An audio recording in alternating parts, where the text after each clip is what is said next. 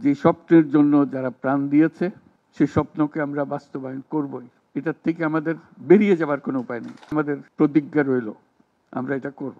আমরা নতুন বাংলাদেশের অফিস এটা করেছি। নতুন বাংলাদেশ গড়ার জন্য আমরা এখানে এসেছি। সেটা যেন সবাই মিলে আমরা করতে পারি। দেয়ালের যে লেখাগুলো যখনই দেখি অবাক লাগে, এত কথা কিভাবে এদের মনে আসলো। এদের পেছনে তো কোনো কবি নাই, কোনো সাহিত্যিক নাই, কোনো পণ্ডিত নাই যে কথাগুলো জোগাড় করে করে দেবে।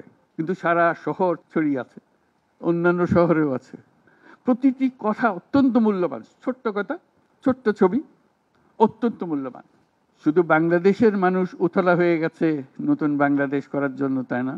আমাদের যত বাংলাদেশি সারা দুনিয়া জুড়ে আছে, তোমরা একটু আগে বলেছো তাদের কথা, তারা সবাই বলছে যে আমরা আসতে চাই, আমরা এই নতুন স্বপ্ন বাস্তবায়নে শরিক হতে চাই। কাজে তারা, তোমরা যে ঢেউ উঠিয়েছ শুধু এখানকার মনে না, সারা দুনিয়ার বাংলাদেশিদের মনে এই ঢেউ উঠিয়েছে, তারাও যোগ দিতে চায়। যারা বাংলাদেশি নয়, অন্যান্য দেশের তরুণরা, তারা বলছে আমরাও দেখতে চাই, কারণ আমাদের দেশেও এরকম দরকার।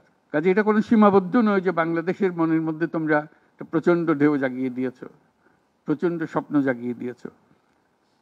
তোমরা সারা পৃথিবীর তরুণকে জাগিয়ে দিয়েছ যে এই তরুণদের হাতেই সৃষ্টি হবে নতুন পৃথিবী। কাজেই তোমরা যেটা করলা সেটারই একটা সূত্রপাত, তরুণদেরকে দিয়েই নতুন পৃথিবীর সূত্রপাত। এটা শুধু নতুন বাংলাদেশের সূত্রপাত না, এটাই নতুন বাংলাদেশের মাধ্যমে নতুন পৃথিবীর সূত্রপাত করছো তোমরা।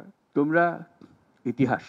আজকে মনে হচ্ছে সাধারণ কয়েকজন তরুণ সামনে বসে আছে, কিছুদিন পরে এই সাধারণরাই অসাধারণ হিসেবে পৃথিবীব্যাপী স্বীকৃত হবে, যেহেতু তোমরা অসাধারণ কাজ করেছো।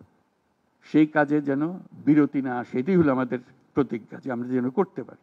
আমার একটা প্রস্তাব থাকবে, নাহিদ, আসিফ, তোমাদের সবাইকে অন্তত মাসে একটা করে চিঠি লিখো আমাদের কাছে।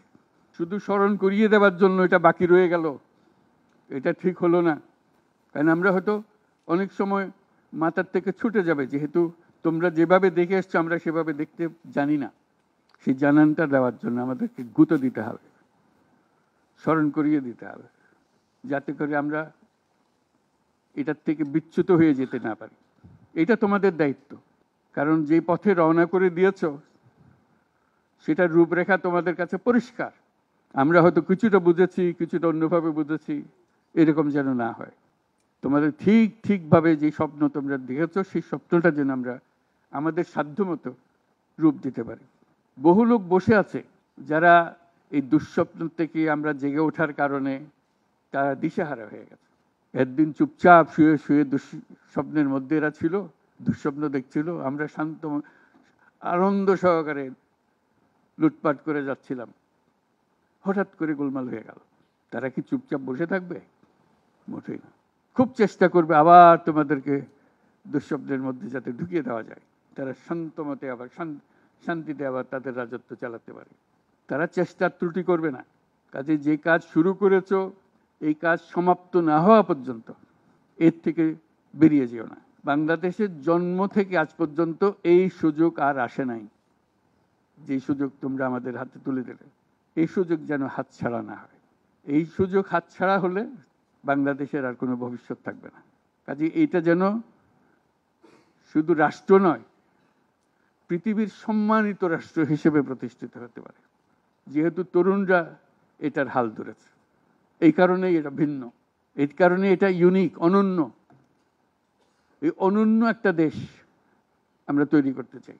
তোমাদের চিন্তায় স্বচ্ছ, তোমাদের চিন্তায় সঠিক, এটা মুঠো থেকে ছাড়বে না, হাত থেকে ছাড়বে না, এবং আমাদেরকে স্মরণ করিয়ে দেবে যদি আমরা এটার এই স্বপ্নের থেকে দূরে সরার কোনো কাজ করে ফেলে। আমাদের কারো কোনো ইচ্ছা নাই এই স্বপ্ন বাইরে যাওয়ার, এই স্বপ্ন বাস্তবায়ন করাই আমাদের সার্বক্ষণিক কাজ।